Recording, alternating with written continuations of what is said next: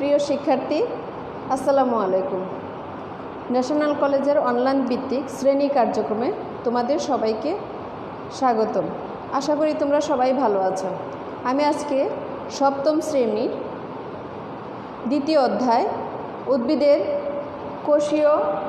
উদ্ভিদ ও প্রাণীর কোষীয় সংগঠন সম্পর্কে আলোচনা করব। এই দ্বিতীয় অধ্যায় আমি তোমাদেরকে প্রাথমিকভাবে ক্লাস চলাকালীন সময়ে কিছুটা আলোচনা করেছিলাম। উদ্ভিদ ও প্রাণী কোষের চিত্র এঁকে দেখিয়েছিলাম। তারপরেও আজকে পুনরায় একটু আলোচনা করে উদ্ভিদ ও প্রাণী কোষের ছবি বা চিত্র তোমরা কিভাবে আঁকবে প্রথমে আমি একটু এঁকে দেখিয়ে দিই। আমি একটু দেখে নিই দেখা যাচ্ছে কিনা। তোমরা যারা লাইনে আছো তারা অবশ্যই নাম, রোল, শ্রেণী লিখবে। উদ্ভিদ কোষ বা প্রাণী কোষ যখন আমরা ছবি আঁকব তখন অবশ্যই কোষের যে প্রোটোপ্লাজম অংশ সেই অংশটুকু আঁকতে হলে সরাসরি চারকোনা না করে এইভাবে কণাগুলো বা একটু গোলাকৃতির করে আঁকতে হবে। আমরা কোষের ছবি এঁকে এর পরিচিতি জেনে নিব।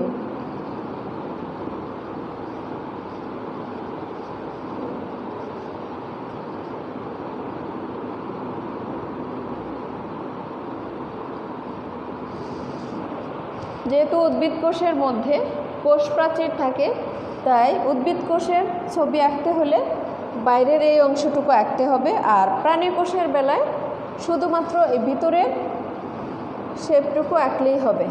উদ্ভিদ কোষের মধ্যে কোষ গহ্বর বড় থাকে এবং মাঝামাঝি অবস্থান করে। নিউক্লিয়াস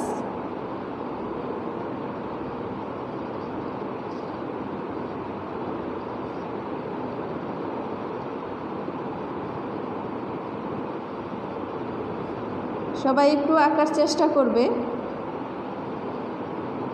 কয়েকবার আঁকলেই ছবিটা অনেক ভালো হবে।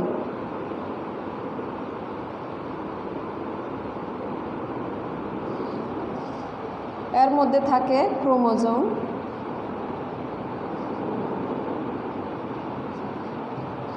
কোষ গহ্বর অংশটুকু বড় করে দিয়ে দিবে। তারপরে থাকে প্লাস্টিড,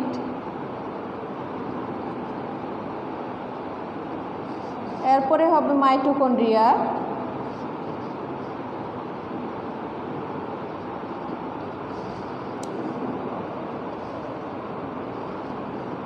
এটা হচ্ছে অমসৃণ এন্ডোপ্লাজমিক রেটিকুলাম,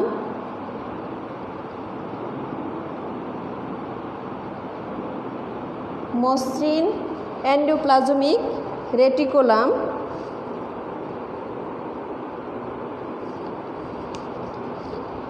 তারপরে গলজি বস্তু,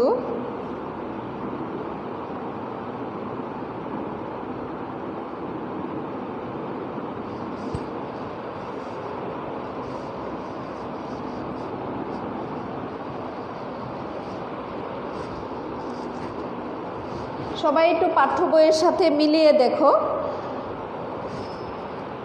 এই অংশটা হচ্ছে কোষ প্রাচীর।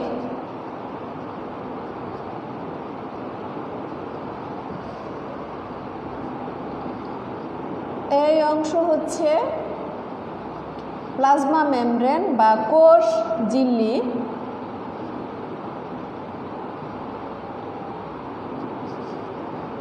এটা হচ্ছে মাইটোকন্ড্রিয়া, ক্লোরোপ্লাস্ট।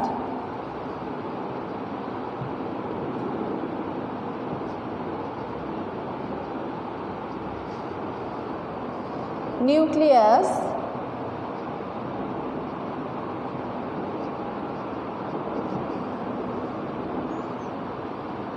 অমসৃণ এন্ডোপ্লাজমিক জালিকা,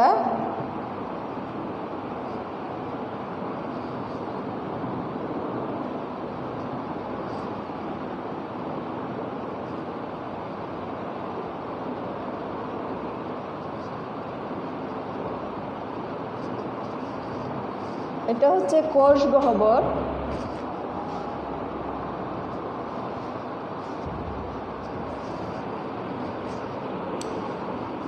মসৃণ এন্ডোপ্লাজমিক জালিকা,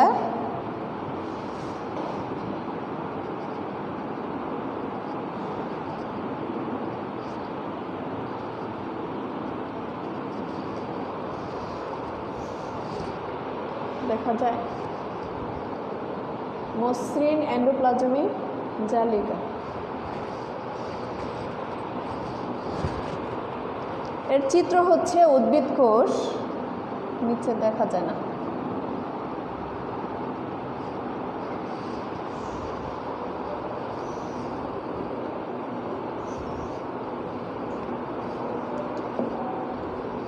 এখানে কোষ প্রাচীর, বাইরের যে আবরণ, এই অংশটাকে বলা হয় কোষ প্রাচীর। কোষ প্রাচীর জড় পদার্থ দিয়ে তৈরি একটি পুরো প্রাচীর। এটি সেলুলোজ দ্বারা গঠিত। প্রাণী কোষে এ ধরনের প্রাচীর থাকে না। প্রাণী কোষের আবরণটি প্লাজমা পর্দার দ্বারা গঠিত। পরে প্রোটোপ্লাজম, কোষ প্রাচীর এর অভ্যন্তরে থকথকে তরল জেলির ন্যায় যে অংশটুকু আঠালো বা দানাদার বর্ণহীন যে সজীব অংশ, এই অংশটুকুই হচ্ছে প্রোটোপ্লাজম। এটি বিভিন্ন জৈব ও অজৈব যৌগ সমন্বয়ে গঠিত। প্রোটোপ্লাজমে পানির পরিমাণ সবচেয়ে বেশি থাকে। প্রোটোপ্লাজম কোষের প্রধান দুইটা অংশ, একটা হচ্ছে সাইটোপ্লাজম, আর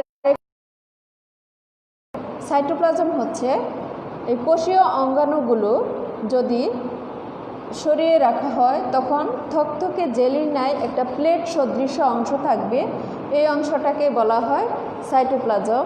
এছাড়া আরেকটি অংশ হচ্ছে নিউক্লিয়াস। সাইটোপ্লাজমের মধ্যেই অন্যান্য অঙ্গাণুগুলো দেখা যায়, যেমন প্লাস্টিড, মাইটোকন্ড্রিয়া,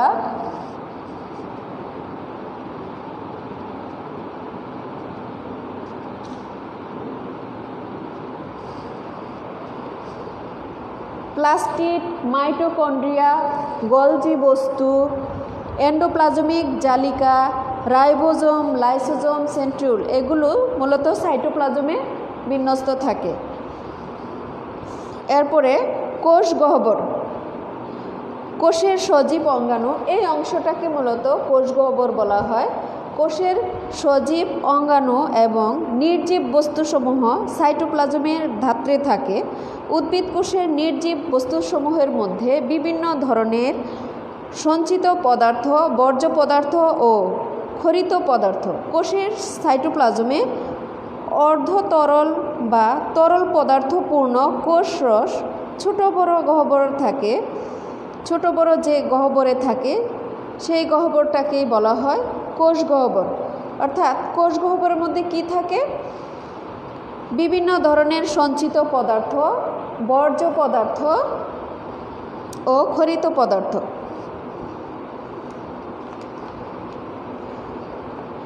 এরপরে প্লাস্টিড, সবুজ উদ্ভিদের সাইটোপ্লাজমে বর্ণহীন অথবা বর্ণযুক্ত এক ধরনের অঙ্গাণু থাকে, সেই অঙ্গাণুকেই প্লাস্টিড বলা হয়। সাধারণত প্রাণী কোষের মধ্যে প্লাস্টিড থাকে না, তাই এই অঙ্গাণুটি উদ্ভিদ কোষের এক অনন্য বৈশিষ্ট্য।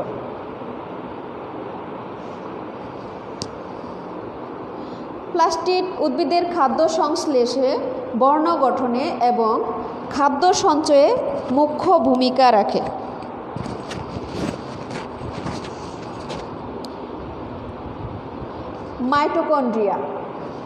মাইটোকন্ড্রিয়া সজীব উদ্ভিদ ও প্রাণী কোষের সাইটোপ্লাজমে এই মাইটোকন্ড্রিয়া বিদ্যমান থাকে। মাইটোকন্ড্রিয়ায় প্রতিটি মাইটোকন্ড্রিয়া দ্বিস্তর বিশিষ্ট পর্দা দ্বারা আবৃত থাকে। জীবের যাবতীয় বিপাকীয় কাজের শক্তির উৎস হচ্ছে মাইটোকন্ড্রিয়া। এই জন্য এই মাইটোকন্ড্রিয়াকেই মূলত কোষের পাওয়ার হাউস বা শক্তিঘর বলা হয়। সবুজ উদ্ভিদ কোষে এর সংখ্যা বেশি, তবে প্রাণীর যকৃত কোষে এর সংখ্যা সহস্রাধিক বা অনেক বেশি থাকে। গলজি বস্তু, এই অংশটুকুকে গলজি বস্তু বলা হয়। এইগুলো পর্দা ঘেরা গোলাকার বা সূত্রাকার অঙ্গাণু যা নিউক্লিয়াসের কাছে অবস্থান করে উৎসেচক, হরমোন ইত্যাদি ক্ষরণ করা এর কাজ।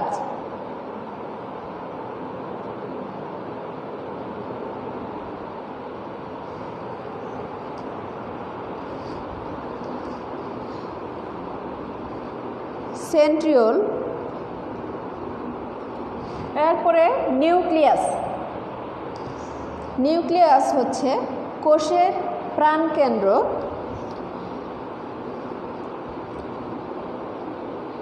প্রোটোপ্লাজমে পর্দা দিয়ে বেষ্টিত সর্বাপেক্ষা ঘন বস্তুকে নিউক্লিয়াস বলে। আমি পৃথক করে নিউক্লিয়াসের একটা ছবি এঁকে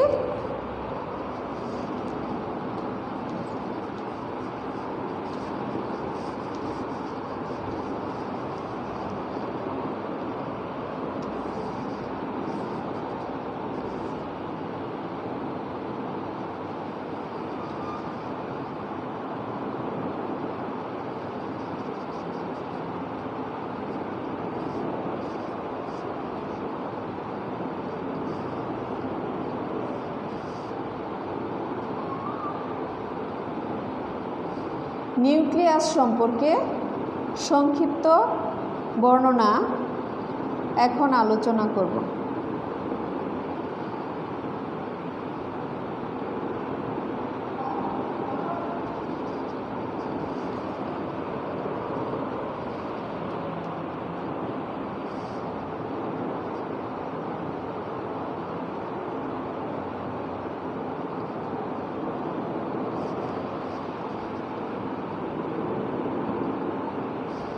ভালোভাবে একটু খেয়াল করো কিভাবে ছবিটা আঁকতে হবে।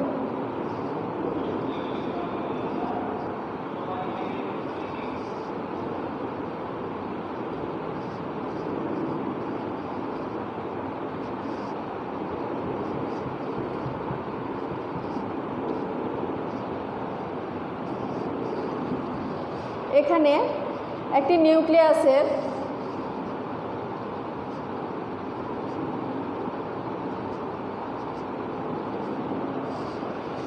ছবি এঁকেছি। এখানে একটু খেয়াল করো, নিউক্লিয়ার মেমব্রেন, এই অংশটাকে বলা হয় নিউক্লিয়ার মেমব্রেন।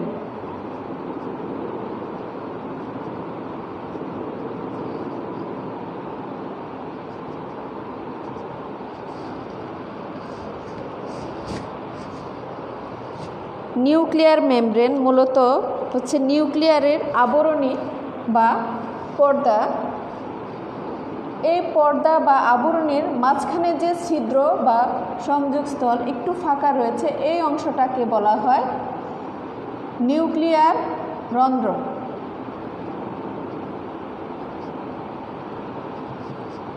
রন্ধ্র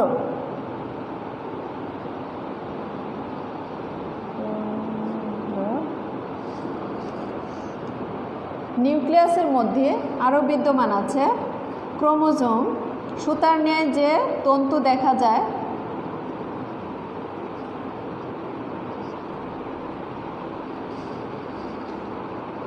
নিউক্লিয়াসের অভ্যন্তরে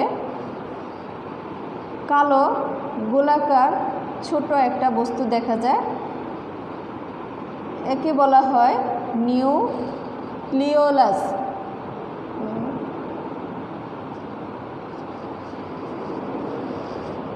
নিউক্লিয়াসের অভ্যন্তরীণ যে অঙ্গাণু অর্থাৎ নিউক্লিওলাস ক্রোমোজোম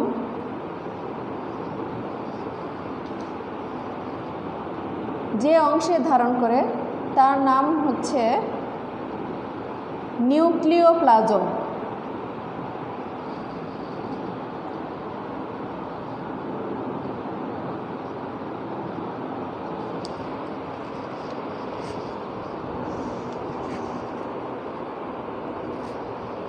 প্রথম হচ্ছে নিউক্লিয়ার মেমব্রেন বা নিউক্লিয়ার পর্দা। আমি একটু দেখে নেই ছবিটা বোঝা যাচ্ছে কিনা।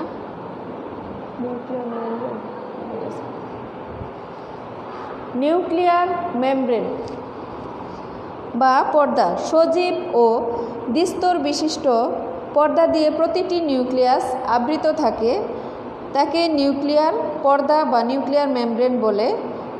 এই নিউক্লিয়ার পর্দা অসংখ্য ছিদ্রযুক্ত, এসব ছিদ্রের নাম হচ্ছে নিউক্লিয়ার রন্ধ্র। নিউক্লিওপ্লাজম নিউক্লিয়াসের অভ্যন্তরস্থ নিউক্লিয়ার মেমব্রেন দিয়ে আবৃত স্বচ্ছ দানাদার ও জেলির মতো অর্ধতরল পদার্থটির নাম নিউক্লিওপ্লাজম। এর আরেকটি নাম হচ্ছে ক্যারিওলিম্ফ। ক্যারিওলিম্ফ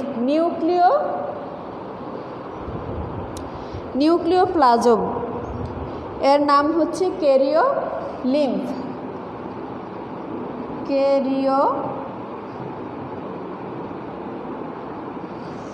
ক্যারিওলিম্ফ এটি নিউক্লিওলাস ও ক্রোমোজোমের মাতৃকা বা ধারক হিসেবে কাজ করে এবং নিউক্লিয়াসের জৈবনিক কার্যাবলী নিয়ন্ত্রণ করে। নিউক্লিয়াসের অভ্যন্তরে অবস্থিত ক্ষুদ্র গোলাকার উজ্জ্বল ও অপেক্ষাকৃত ঘন বস্তুটি নিউক্লিওলাস নামে পরিচিত। সাধারণত প্রতি নিউক্লিয়াসে একটি করে নিউক্লিওলাস থাকে। এরপরে ক্রোমাটিন তন্তু বা ক্রোমাটিন জালিকা, ক্রোমোজোমাল তন্তু এসবই কিন্তু ক্রোমোজোমের নাম। ক্রোমোজোমের কয়েকটি নাম আছে, যেটাই বলি না কেন সেটা শুধু ক্রোমোজোমকেই নির্দেশ করবে। যেমন ক্রোমোজোম তো আছে, ক্রোমোজোম ছাড়াও এই ক্রোমোজোমকে আরও যে নামে পরিচিত আমরা নিউক্লিয় জালিকা,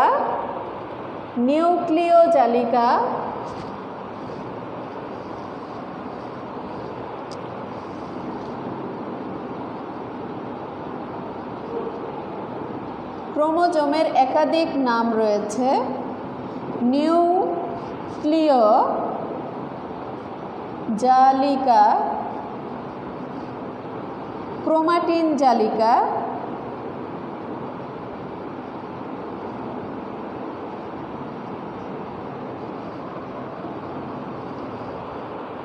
নিউক্লিয় জালিকা, ক্রোমাটিন জালিকা, ক্রোমাটিন তন্তু,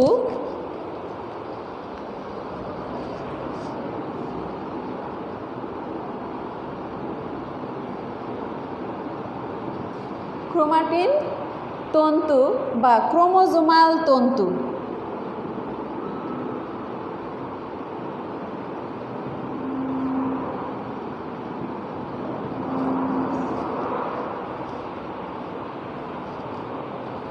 তোমাদের এই বিজ্ঞান বিষয়ে যখনই পড়তে যাবা, সহজ করে পড়ার জন্য তোমরা যে কোনো অংশের বা যে কোনো অঙ্গ বা যে কোনো নামের একাধিক নাম থাকলে সেগুলো অবশ্যই ভালো করে জেনে নিবা, তাহলে অনেক সহজ হয়ে যাবে। নাম যদি না জানা থাকে যে কোনো বিষয় বা বস্তুর সবই তখন অপরিচিত বা কঠিন মনে হয়, অচেনা মনে হয়ে থাকে। তাই ক্রোমোজোমের নামগুলো অবশ্যই ভালো করে জেনে নিবা। ক্রোমোজোমের একাধিক নাম, যেমন নিউক্লিয় জালিকা এটাও ক্রোমোজোম, ক্রোমাটিন জালিকা সেটাও ক্রোমোজোম, ক্রোমাটিন তন্তু এটাও ক্রোমোজোম, ক্রোমোজোমাল তন্তু এটাও কিন্তু ক্রোমোজোম। কোষ বিভাজনের সময় তন্তুময় গঠনটি কতগুলো টুকরায় পৃথক হয়ে যায়, প্রতিটা টুকরাকেই ক্রোমোজোম বলা হয়।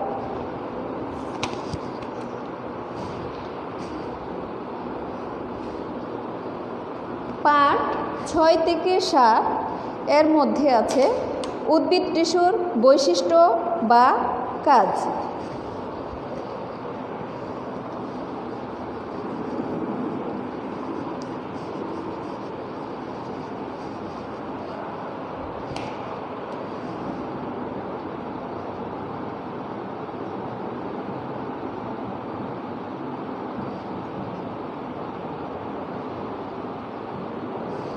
উদ্ভিদ টিস্যুর বৈশিষ্ট্য ও কাজ।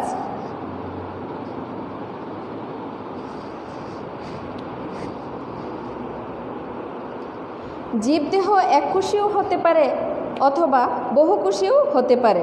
যেসব জীবের দেহ এক কোষ দ্বারা গঠিত তাদেরকে এককোষী, আবার যেসব জীবের কোষ দেহ একাধিক কোষ দ্বারা গঠিত তাদেরকে বহুকোষী জীব বলে। উৎপত্তিগত দিক থেকে একই রকম কতগুলো কোষ আয়তনে ও আকৃতিতে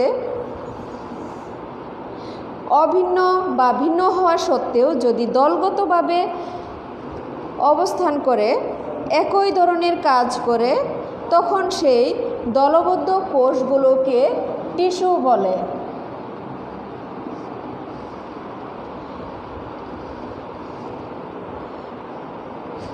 যেহেতু উদ্ভিদ টিস্যুর বৈশিষ্ট্য, সেক্ষেত্রে উদ্ভিদ টিস্যু হচ্ছে উদ্ভিদ ও প্রাণীদেহ যেহেতু বিভিন্ন প্রকার টিস্যু দ্বারা গঠিত, এদের ধরনের এক এক ধরনের টিস্যু এক এক ধরনের কাজ করে থাকে। বিভাজন ক্ষমতা অনুসারে উদ্ভিদ টিস্যু দুই ধরনের, এক ভাজক টিস্যু,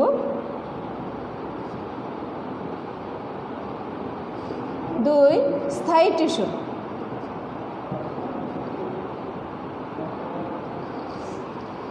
ভাজক টিস্যু উদ্ভিদ দেহে যেসব টিস্যুর কোষের বিভাজন ক্ষমতা রয়েছে সেগুলোকেই ভাজক টিস্যু বলে। ভাজক টিস্যু উদ্ভিদের বর্ধনশীল অংশে অবস্থান করে। ভাজক টিস্যুর ছবিটা যখন আঁকবে তখন ষড়ভুজাকৃতির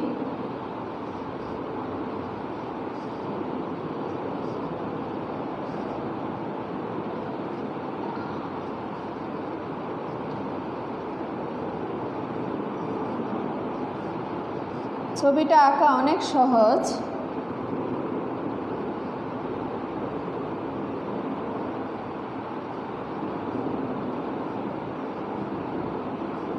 একটু মনোযোগ দিয়ে দেখতে হবে।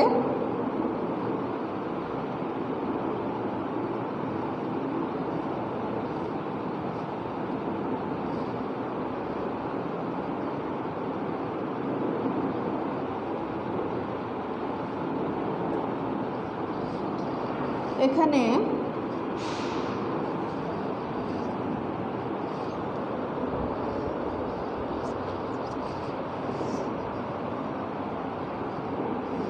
যেহেতু প্রতিটা কোষের মধ্যেই একটি করে নিউক্লিয়াস বিদ্যমান থাকে, তাই নিউক্লিয়াস অংশটুকু আঁকতে হবে।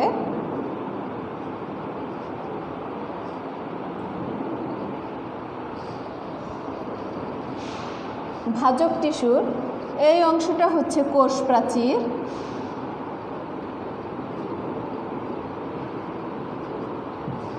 এই অংশটা হবে নিউক্লিয়াস।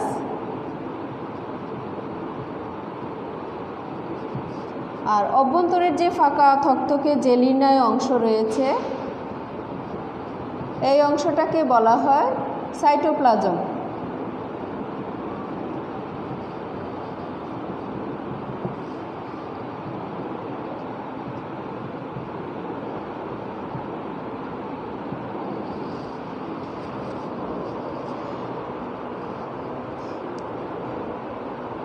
ভাজক টিস্যু যেহেতু উদ্ভিদের বর্ধনশীল অংশে অবস্থান করে, বিশেষত কাণ্ড ও মূলের অগ্রভাগে অবস্থান করে। ভাজক টিস্যুর কাজ। ভাজক টিস্যু কী কাজ করে থাকে? ক্রমাগত বিভাজনের ফলে ভাজক টিস্যু নতুন নতুন কোষ ও টিস্যু তৈরি করে। এটি উদ্ভিদের দৈর্ঘ্য ও প্রস্থে বৃদ্ধি ঘটায়। ভাজক টিস্যুর উৎপত্তি টিস্যুর উৎপত্তি ঘটায়। যেহেতু বিভাজন ক্ষমতা সম্পন্ন, কোষ বিভাজিত হয়ে বারবার ভাজক টিস্যু তৈরির মাধ্যমে উদ্ভিদ বর্ধনশীল হয়ে থাকে বা বৃদ্ধি পায়।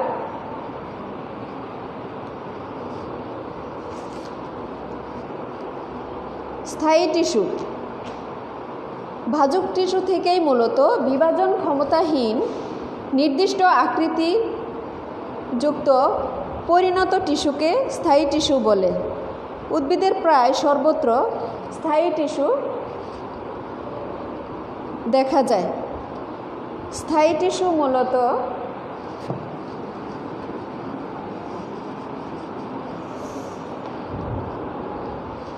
স্থায়ী টিস্যুর আকৃতি আবার একটু ভিন্ন রকম হয়ে থাকে।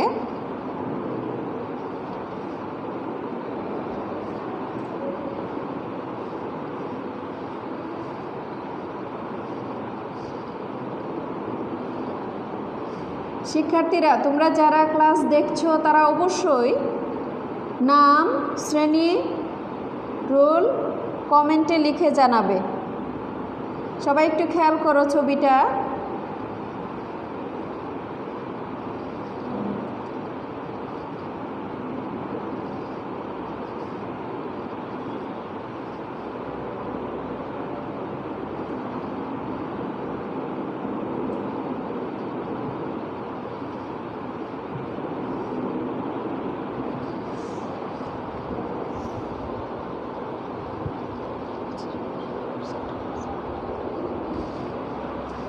এই অংশটায় থাকবে কোষ গহ্বর। কোষ প্রাচীর পুরুত্ব থাকবে।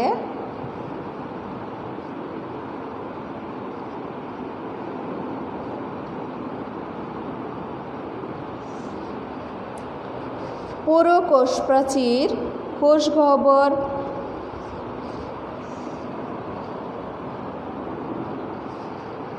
প্রতিটা কোষে নিউক্লিয়াস বিদ্যমান থাকে।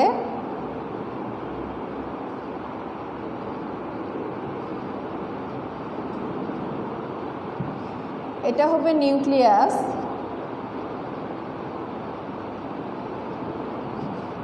সাইটোপ্লাজম,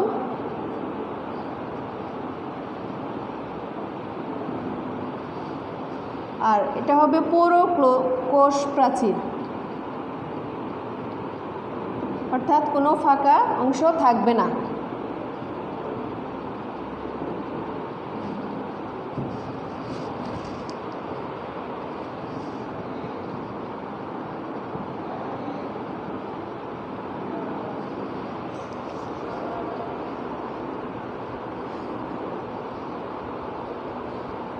স্থায়ী টিস্যুর কাজ: খাদ্য প্রস্তুত ও পরিবহন করা, দেহ গঠন ও উদ্ভিদকে দৃঢ়তা প্রদান করাই হচ্ছে স্থায়ী টিস্যুর কাজ।